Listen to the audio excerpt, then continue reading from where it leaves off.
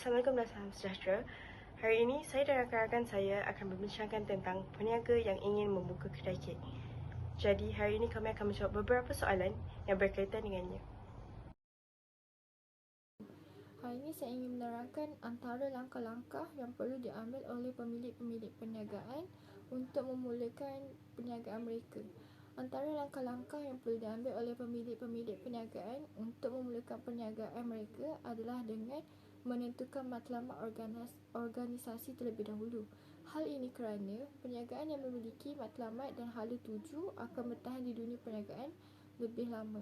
Dengan menetapkan visi dan misi serta objektif yang tepat, dapat mencapai matlamat strategik serta kemajuan dalam perniagaan. Selain itu, peniaga hendaklah mendaftar nama perniagaan untuk mendapatkan lesen dan permit yang sah yang diperlukan oleh pihak berkuasa di Suruhanjaya Syarikat Malaysia. Selain itu, peniaga hendaklah membuat pengiraan kos kerana hal ini boleh merancang sumber kewangan dengan lebih baik serta berkesan.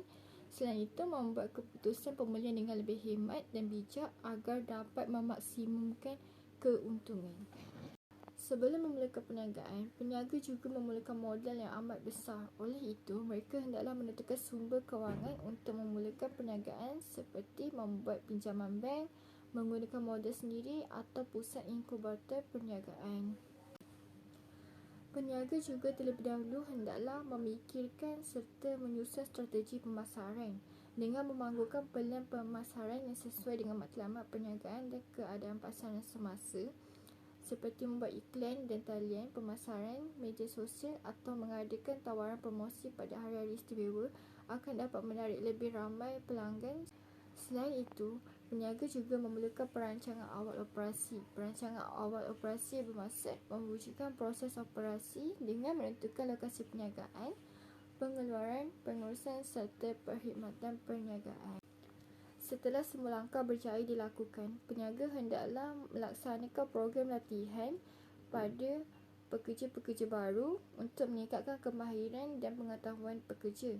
Hasilnya, program ini membawa pekerja kepada peningkatan produktiviti, kepuasan kerja, seterusnya pengekalan pekerja. Akhir sekali, peniaga akan melancarkan perniagaan dengan mengadakan kempen pemasaran untuk memperkenalkan produk dan perniagaan mereka kepada pasaran sasaran.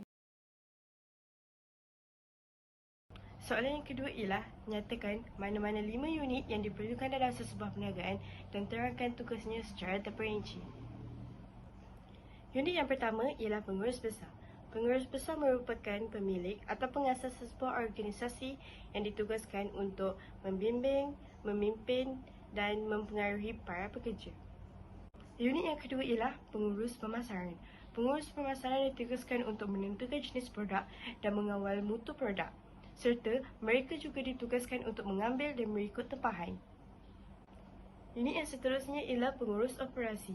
Individu ini menerima dan melaksanakan tempahan serta merangka strategi pemasaran dan mencari alternatif yang terbaik untuk sasaran pasaran. Unit yang keempat ialah unit pengurusan kualiti. Individu ini memastikan produk dihasilkan memenuhi piawai kualiti yang ditetapkan dengan mengendalikan dan menjalankan ujian kualiti semasa proses pengeluaran bagi memastikan keselamatan produk terjamin. Unit yang terakhir ialah pengurusan kewangan.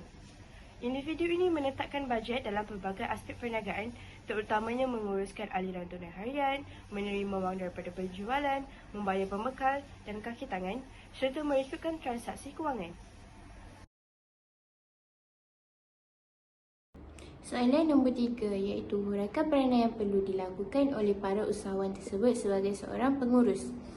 Peranan yang perlu dilakukan oleh para usahawan tersebut sebagai seorang pengurus ialah merancang dan menyusun kerja dalam organisasi sebagai penggerak kepada matlamat syarikat. Seterusnya, bertanggungjawab kepada unit organisasi dengan memantau kaki tangan setiap unit tersebut bagi mendorong dan menggalakkan pekerja untuk bekerja dan memastikan bahawa matlamat mereka itu sealiran dengan matlamat organisasi yang ditetapkan. Kemudian, mengadakan hubungan dengan pihak luar untuk mendapatkan maklumat tentang perkembangan yang berlaku di luar organisasi. Dengan mempunyai kemahiran membuat keputusan kerana pemikiran yang kritis serta rasional adalah penting kerana ia mempengaruhi arah dan prestasi perniagaan.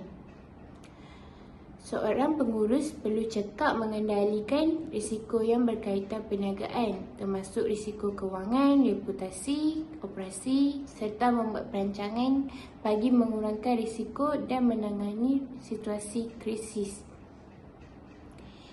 Seterusnya, menilai prestasi perniagaan dan akhir sekali mengambil tindakan di atas perbuatan yang melanggar etika atau tata tertib kerja. Sekian, terima kasih.